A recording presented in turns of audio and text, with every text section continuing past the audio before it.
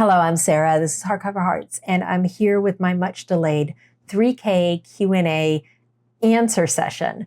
So recently, I would say, must have been around Thanksgiving, I hit 3,000 subscribers. And thank you so much for everyone who watches my channel, whether you subscribe or not. I really, really appreciate it. I love knowing that there are other people who read like I do or are interested in reading like I do. So just knowing that there's a community out there means the world. So I put out my first ever Ask Me Anything kind of deal, and I had a form, and some of you filled out the form. So I'm going to go ahead and answer some of those questions. So the first one was from Leo. So Leo is from Leo's Little Book Life. And if you watch my channel, you know that he is my constant reading buddy.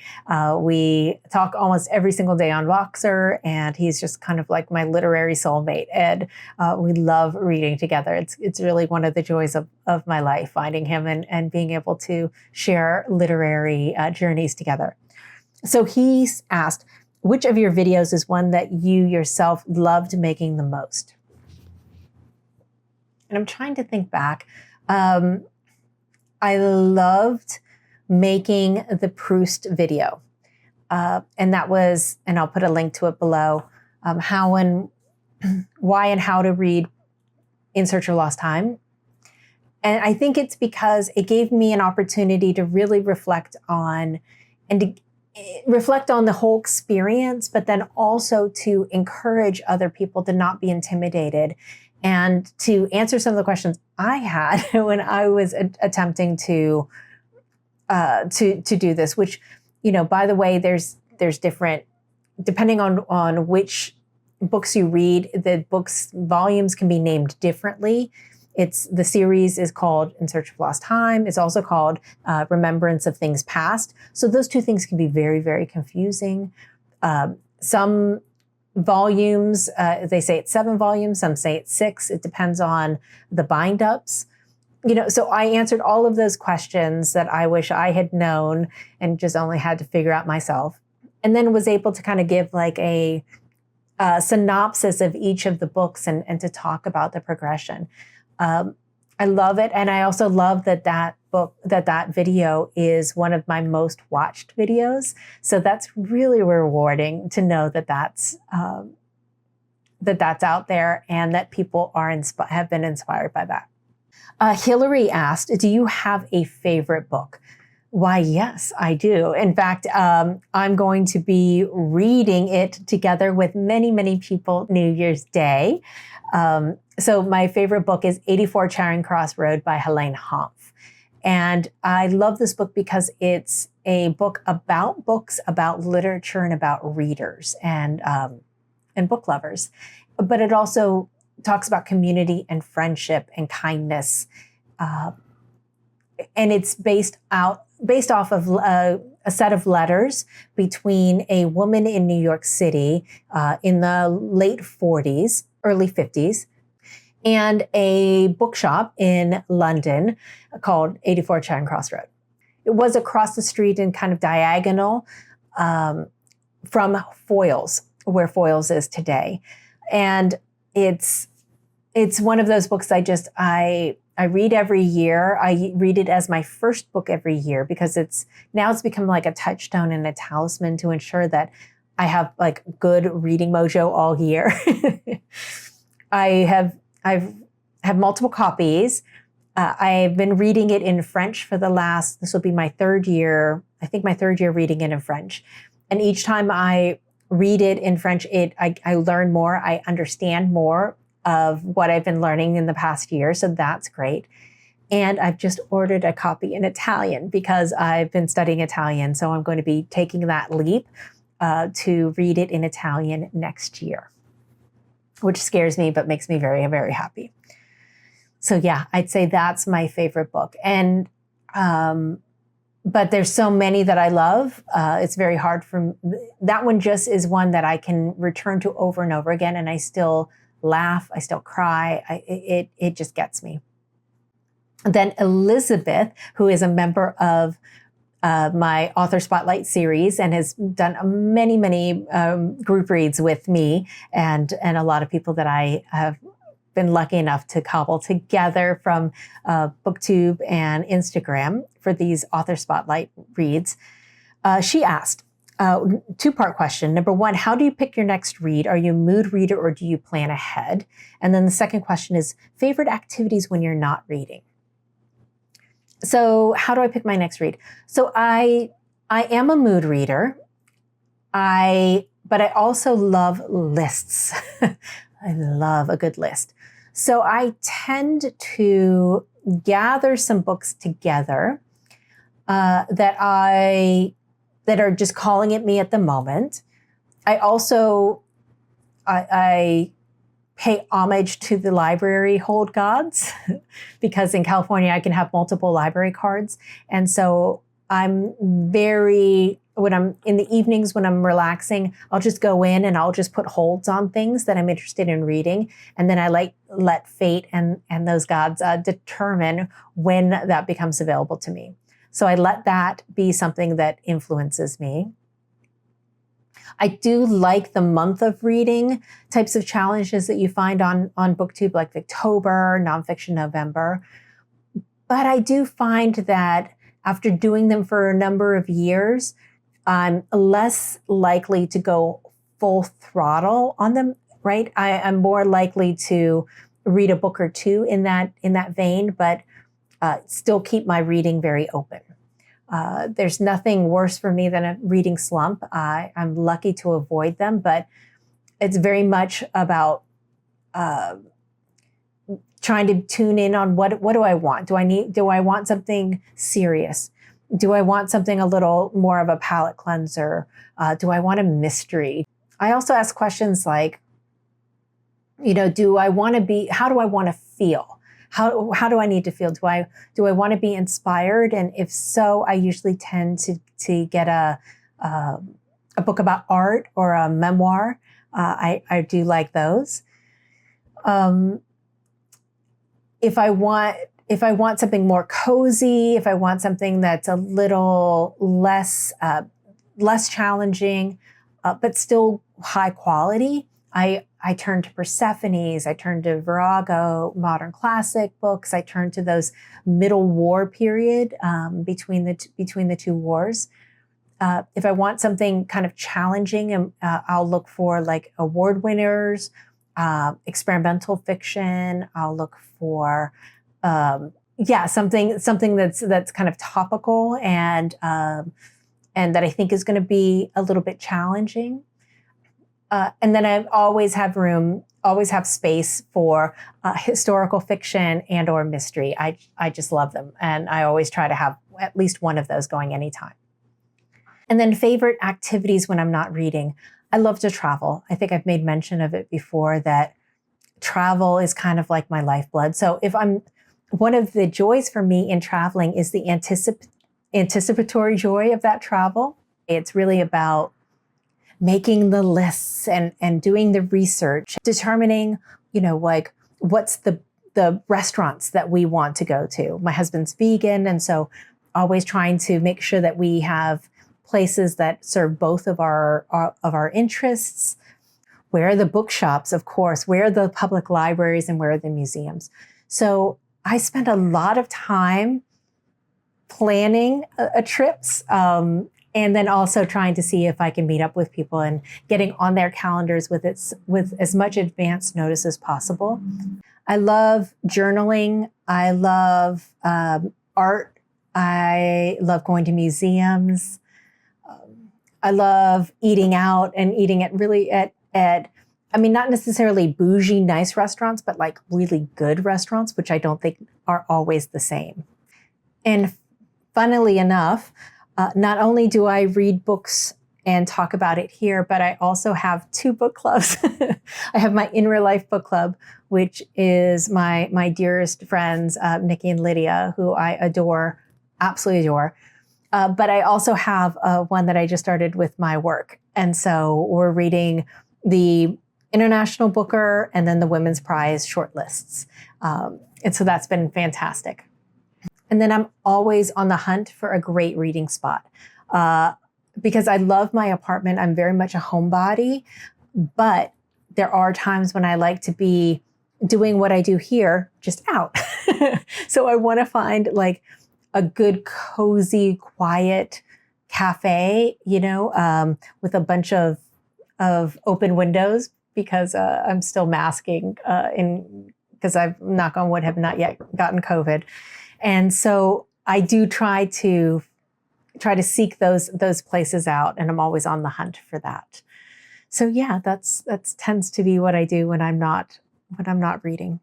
Then the next question came from Eric Carl Anderson from Lonesome Reader. And I can't imagine anybody wouldn't follow his channel. He's got an amazing channel.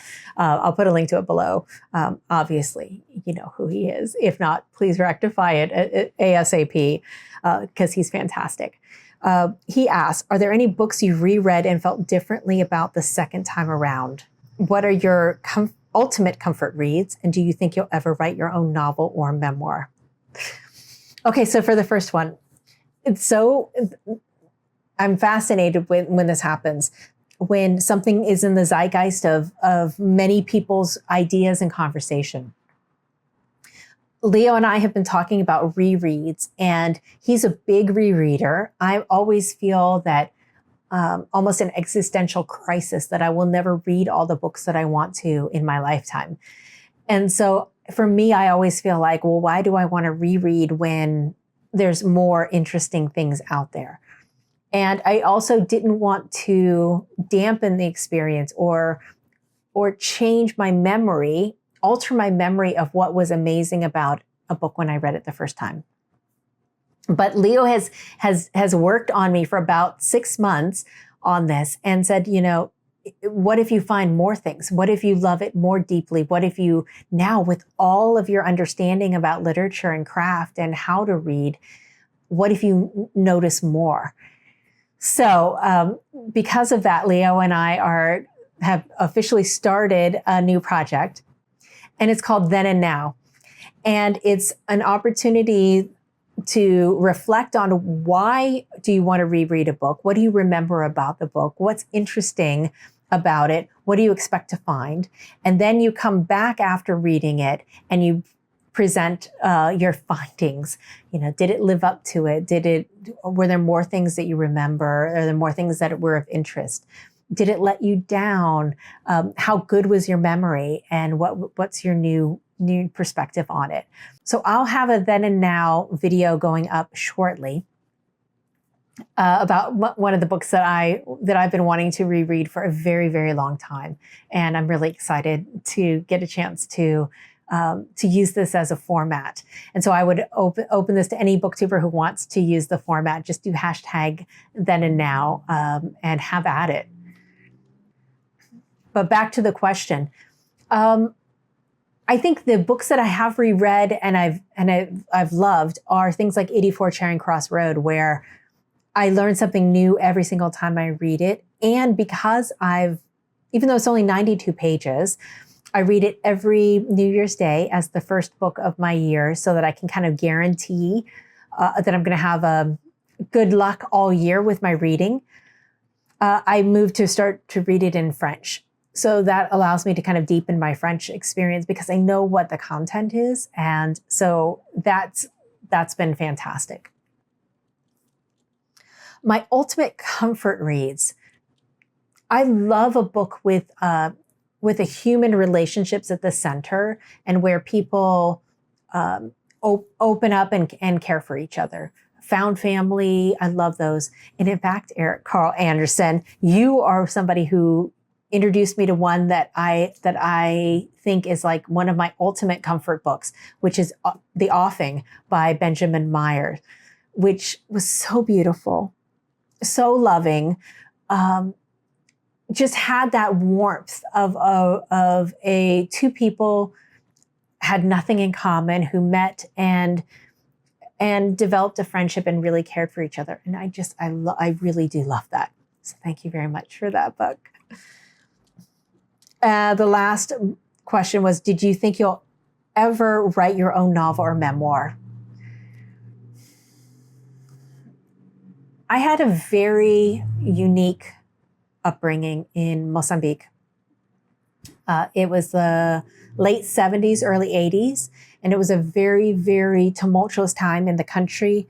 It was just out of the Revolution for Independence and getting ready to enter a civil war. It just dawned on me, maybe that's why I love the interwar stories so much, is because I lived in a time where people were just coming off of the revolution, but things were starting to percolate, which was telling us that something else was starting to brew. Oh, just completely had a revelation. Thank you for indulging me on that. Wow. Okay. Wow. Okay. So I have thought about writing about that specific set of things, but it would be challenging to do it as nonfiction because I'm not sure where to verify the information. We have no contact with anyone that I think there's a couple people I could find from that time. And that was because Mozambique was a Marxist government, very suspicious of Americans. And so when we fled the country, we could not contact people. We would have been threatening them. They would have thought, they would have been under suspicion for spying if they received a telephone call or a letter from the United States. So to not put them in danger, we had to cut all ties, which was very painful for me to have to do as a young girl. So, but because of that, there's so many people that have passed on who are older, who aren't there. So I think a true memoir would be hard to verify, but now there's these kind of auto memoirs, fictional memoirs. I don't know. That's something I've thought about. Maybe that's a retirement project. We'll see. Thank you for those questions, though. Next is Toni Van Der Moere. Hopefully I pronounced it correctly.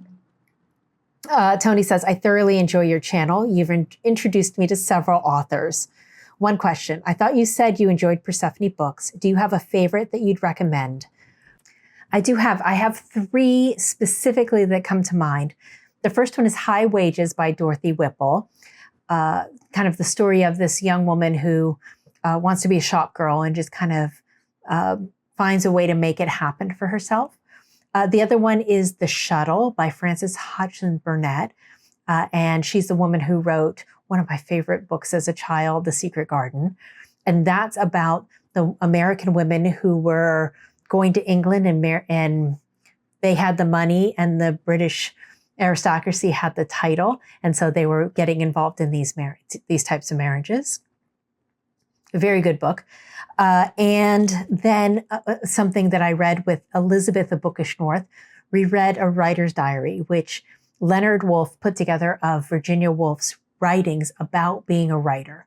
And so The Writer's Diary is just fantastic. Some of her reflections on writing, her challenges and her struggles. Second question is, this is perhaps a bit off topic, but I was wondering if you share a bit of information about your experience learning French as an adult. I too am learning French through Duolingo, would be interested in any insights you may have. Yeah, sure. I think the most important thing for me, and I've been able to replicate this with Italian, is as soon as you feel comfortable in being able to have very basic conversation. And so for me, that level was when I understood the present tense and the past tense conjugation of kind of the major verbs and the major conversation point vocabulary that you would need. At that point, start talking with someone. Duolingo on its own will not get you there. Duolingo is a great tool to help you hear, to help you think, to help you recognize. But there is no substitute for talking. for having a conversation. So I highly advise looking into if there's a tutor in your area, if there's a college student who's studying it, maybe at university, and they can tutor you, someone who is bilingual, someone who is accredited. I'm obviously incredibly lucky. I live in the San Francisco Bay Area. We have two great accredited schools for language, for both for Italian and also French. And so I was able to contact them and get a private tutor. Now, it's expensive.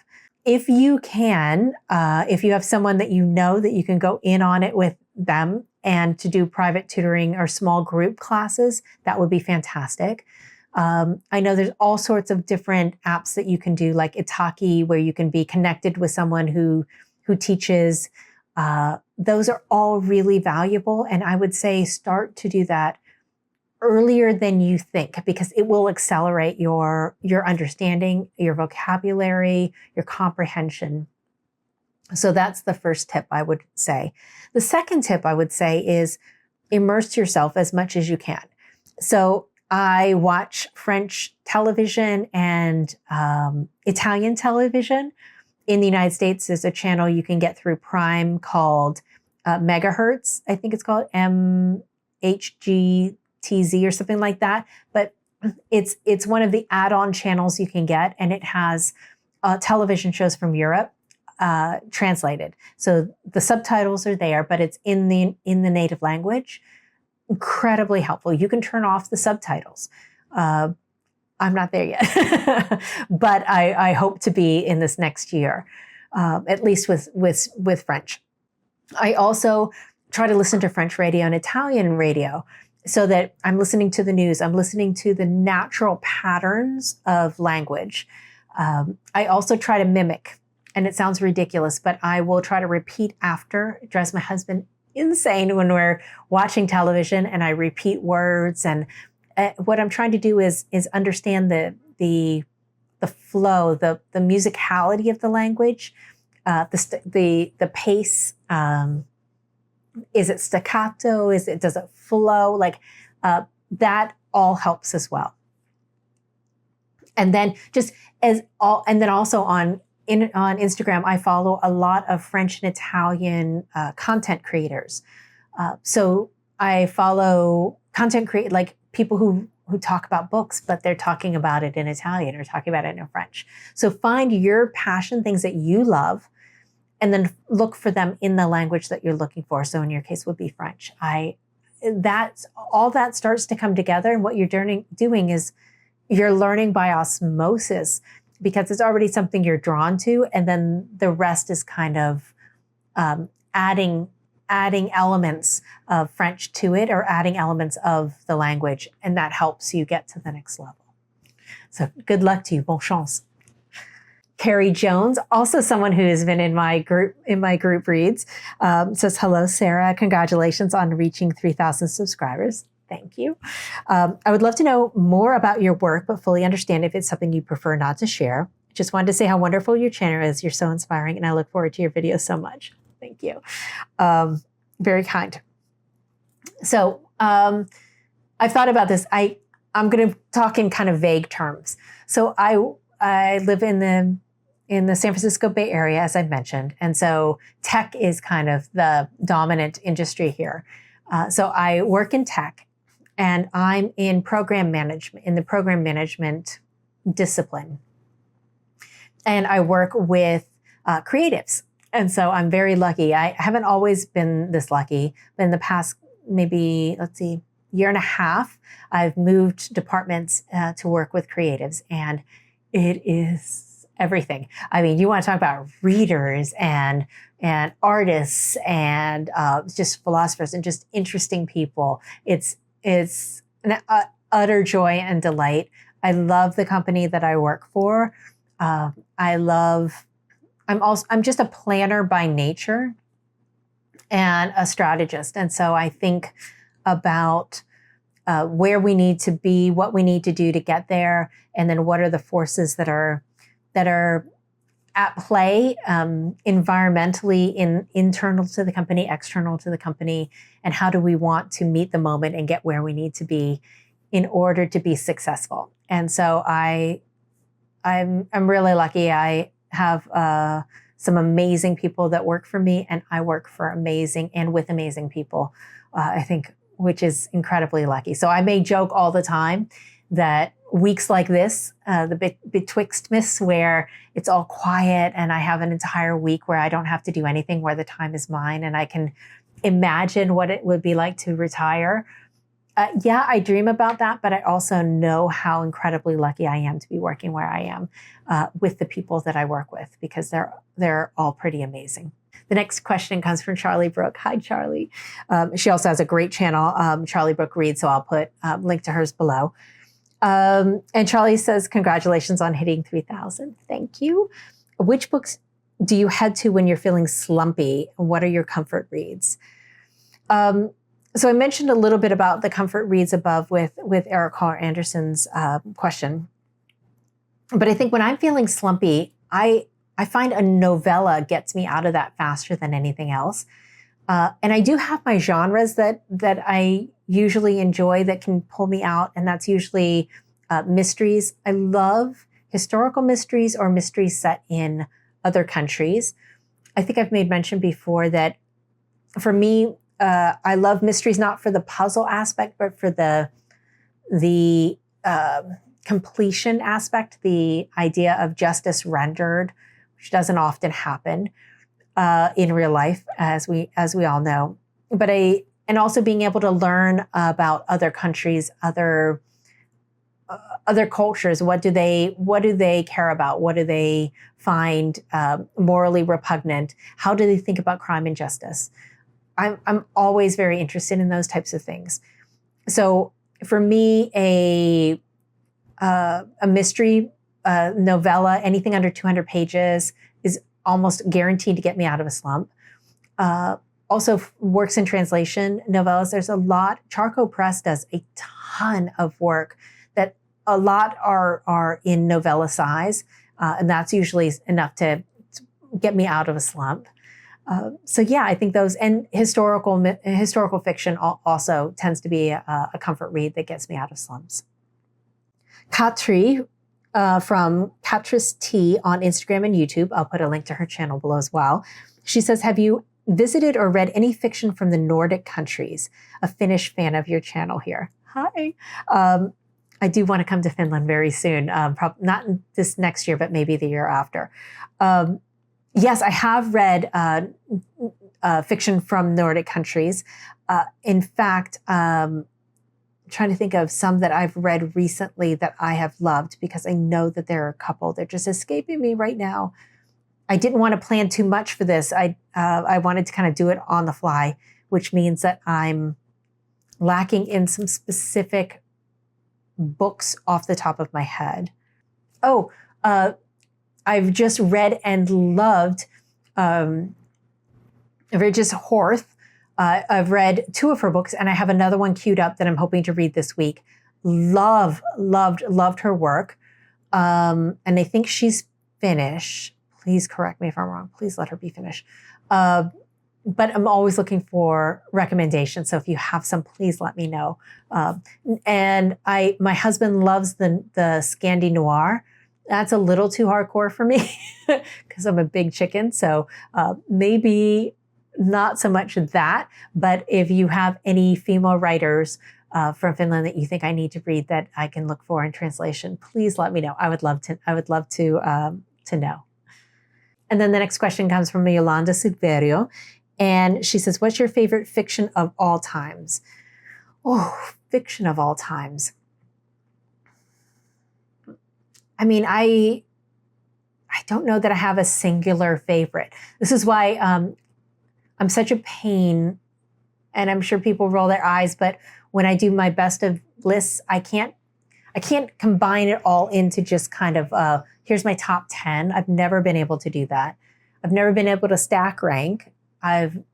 Because number one, I read so many different genres, right? So it's like, there could be a mystery that I absolutely adored, but how does that stack against an experimental fiction book? You know, it's hard to put those two together. So let me think. I tend to think that the books that have stayed with me and my favorites are the ones that have changed me, that have made me think differently about the world, that have made an emotional impact on me, which tend to be polarizing, right? Because sometimes those are ones that people feel are too much or overdone.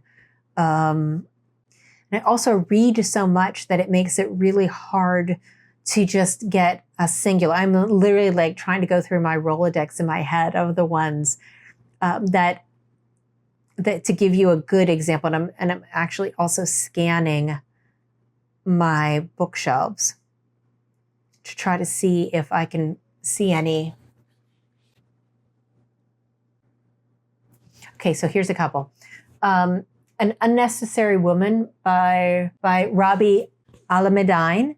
And that is a book that's set in Lebanon. Beautiful story about a woman with a passion project who is kind of a difficult character, kind of challenging, but has really lived her life and is kind of living a reclusive life now. Loved that book. I really loved A Little Life by Hanya Yanagihara, and I know that one is very polarizing. That's one of the few that I love deeply and will never reread it. and also don't know that I can recommend it to somebody because it was so painful to read. This is going to kill me because I know that I'm going to be in the middle of the night at 3 a.m. waking up going, why didn't you say? I'm going to kind of scour my shelves and see. I mean, I love them all. Anything that I still own, I love. It's just the most. I think of it as like coming across, if you're in a crowded room and all of a sudden you see your best friend that you haven't seen in years, right? That gives you that kind of gasp. That's what I think of when I think of the favorite, the most. Maybe I'm putting too much pressure on myself for like the ultimate. So I'll put some below. And then Pep Flores at Mex Libris, has said, what epistolary books, fiction or nonfiction, are among your favorites? What's an album that you've listened to from start to finish? Congrats. Thank you. Thanks, Pep. This is, let's see, epistolary book, 84 Charing Cross Road. Hands down, just the best. I also am completely enamored and did a whole video on the letters between them. I think it's Between Six Sisters, and it's the letters from the Mitford sisters to each other. That is a phenomenal read. It's a brick of a book. It is really thick, but it is phenomenal, absolutely phenomenal.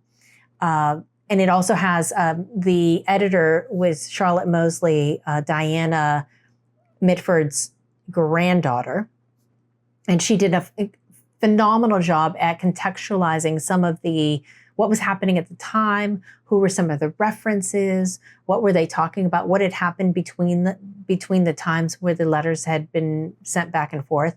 Just, it's an exquisite book, really great. An album I've listened to start to finish. Oh my God, so many albums. So I was in high school as a huge Cocteau Twins fan, and I'm of the days when you used to put an album on, you drop the record on, you drop the needle, and you just let it go. All the Clash albums, all the Cocteau Twins albums. I mean, my God, so many. I also was really into punk in the 80s and very, very early 90s. So I have a ton of punk records. I'm looking over at my record collection right now. Kate Bush, start to finish, all of her albums. It's been a while since I've done that, and then since I bought a record. Band of Horses, I loved that one album that I can't even remember right now. I could see it in my head. Yeah, but I miss those days, right? Where you just pop a record on and just let it do its full course and then flip it over. Oh, those were great days. Thank you. Most importantly, thank you so much for watching. Thank you for submitting your questions. Hopefully those answers answered your questions. I look forward to making videos and chatting with you in the comments. And I hope you have a great holiday season, and we'll talk to you soon. Bye-bye.